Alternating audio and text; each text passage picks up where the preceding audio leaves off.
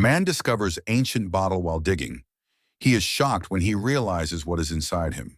Poking in the dirt with his steel rod, he suddenly struck something hard and began to dig. However, what he'd done, earth would be enough to send chills up his spine.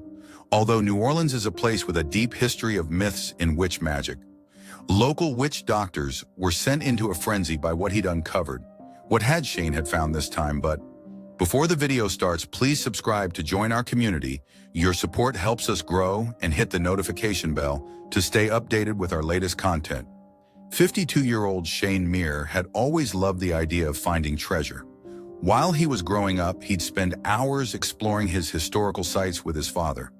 They both loved panning over the earth with their metal detectors.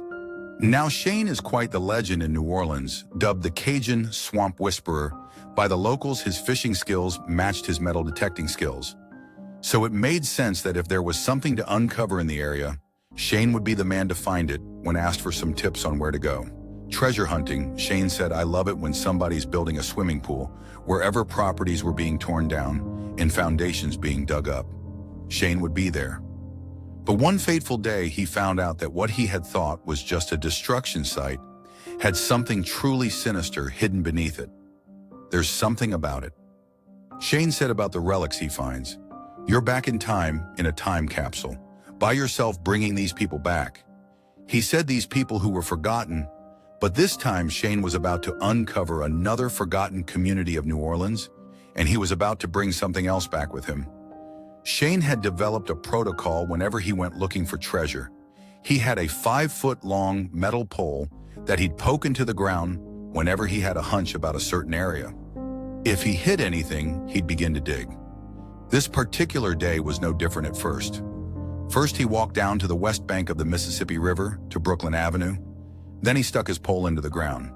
When Shane struck something with his pole, he knew that this search would be worthwhile. Then there was definitely something underneath the old site stuck in the mud. He eagerly went to work, flinging dirt aside with his spade and carefully tracing in the dust with his fingers to try to determine what it was that he had found. Digging deeper, Shane finally found what his pole had struck upon. It was made of glass and no bigger than his palm, so he had to be careful not to shatter it when he extracted it from its secret hiding place. But when he finally unearthed the glass bottle and cleaned it off, his eyes grew wide. He saw twine wrapped around some stones that clinked around inside the bottle. From what Shane knew about history, he could tell that the bottle was very old, probably from the 19th century, but who had buried the bottle here? And for what purpose? He knew he'd stumbled upon a creepy mystery that just begged to be solved. At first, Shane said that he thought the bottle was something that belonged to a child long, long ago, like a child's wish deal, he said. But on closer inspection, he also saw a tiny bug inside the bottle, and there was another problem with his child's wish. Theory: the twine knotted around the stones intricately. It wasn't the work of a child. After a Google research session, Shane believed that what he'd found bore all the signs of being a genuine witch bottle, which is a counter-magical device used as protection against other witchcraft and evocation. Jane was thrilled, so he posted a photo of the mysterious bottle on Facebook, but he never imagined the response he would get. Shane's post said it was a rare, creepy, cool find. More than 1,300 Facebook users commented on Shane's post, which he wrote in 2020. And with 2020 was the awful year it was.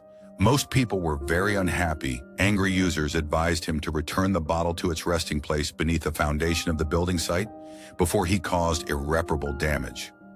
One thought immediately came to most people's minds when they saw the mysterious bottle: bad juju, all sorts of stuff will come your way if you intervene with its purpose. One Facebook comment or warranted, which best leave it to continue to do its work and stay out of the way. This year has been bad enough, dude. Put it back, put it back. Wrote another Stephanie Mackin, who works at the New Orleans Pharmacy Museum and is well acquainted with antique BSIL, said that nobody on her staff had ever heard of a witch bottle, but everyone was very intrigued by the discovery. However, a voodoo practitioner and the owner of the Island of Salvation Botanica on St. Claude Avenue's Sally Ann Glassman could shed some light on the case. "I've seen money jars and love jars and jars to get people to go bad neighbors and boyfriends and to heal all kinds of them," she said. Kathy, Smith Shane's friend and neighbor believes the bottle might be a type of magical charm known as Gris Gras, she thinks.